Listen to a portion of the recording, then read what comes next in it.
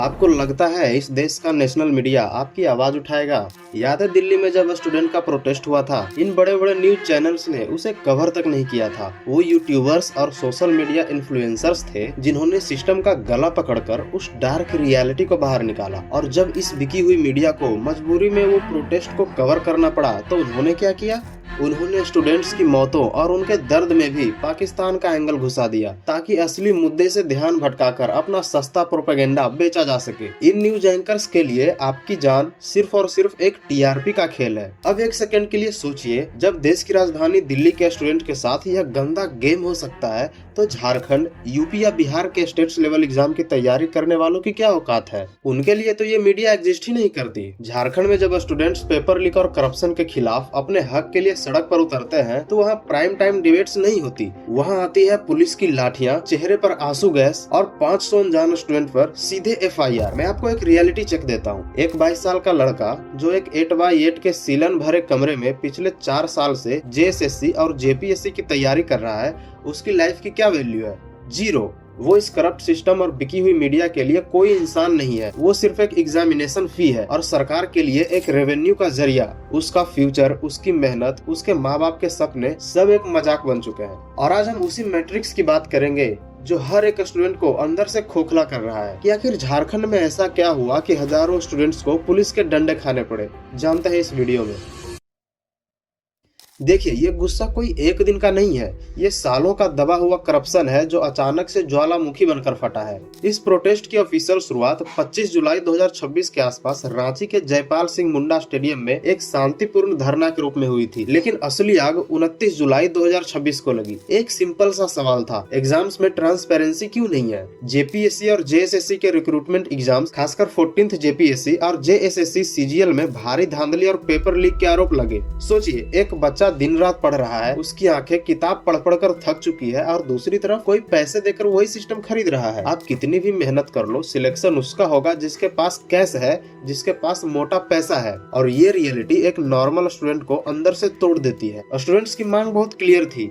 उन्हें जेपीएससी और JSSC exams में हुई इस धांधली की सीबीआई जांच चाहिए थी। उन्हें ट्रांसपेरेंसी चाहिए थी। उन्होंने 25 से 29 जुलाई 2026 तक रांची में भूख हड़ताल शुरू कर दी। लेकिन क्या सिस्टम ने उनकी आवाज सुनी?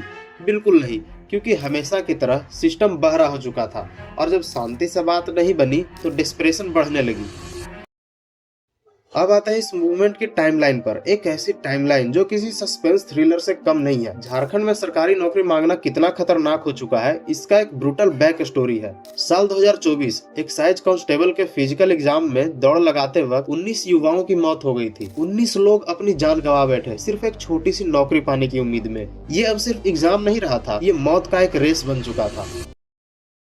सिस्टम का ध्यान खींचने के लिए छात्र नेता देवेंद्र नाथ महतो ने भूख हड़ताल शुरू कर दी। दिन गुजरते गए, लेकिन पावर में बैठे लोगों के कानों पर जू तक नहीं रेंगी। और जब कोई रास्ता नहीं बचा, जब सारी उम्मीदें टूट गई, तब आया 10 अगस्त 2026 का दिन। हजारों की तादाद में स्टूडेंट्स ने विधानसभा घेराव के लिए मार्च किया। ये लोग कोई टेररिस्ट नहीं थे, ये आपके और मेरे जैसे नॉर्मल मिडिल क्लास घरों के बच्चे थे। इनके हाथों में कोई हथियार नहीं थे, सिर्फ अपनी मार्कशीट और हक की आवाज थी। लेकिन उन्हें रोकने के लिए पुलिस ने जो किया उसने सबको शॉक कर दिया। शांतिपूर्ण तरीके से बढ़ रहे इन स्टूडेंट्स पर ब्रूटल लाठीचार्ज हुआ, आंसू गैस के गोले छोड़े गए और हैवी वाटर कैनन का यूज किया गया, जिससे कि काफी भगदड़ मच गई। स्टूडेंट अपनी जान बचाकर भागने लगे। इस क्लैश में कम से कम 5 स्टूडेंट्स बुरी तरह से घायल हो गए। और इसकी सबसे क्रूअल आयरनी जानते हैं क्या है? सरकार ने उस करप्शन को रोकने के लिए अपराधियों को पकड़ने के बजाय उन्हीं 500 स्टूडेंट से ज्यादा बेनाम स्टूडेंट्स पर एफआईआर दर्ज कर दिया। जिन बच्चों के फ्यूचर के साथ खेला गया उन्हें ही क्रिमिनल बना दिया गया। ये है हमारे सिस्टम का जस्टिस। ये प्रूफ है कि सिस्टम बदलाव नहीं चाहता,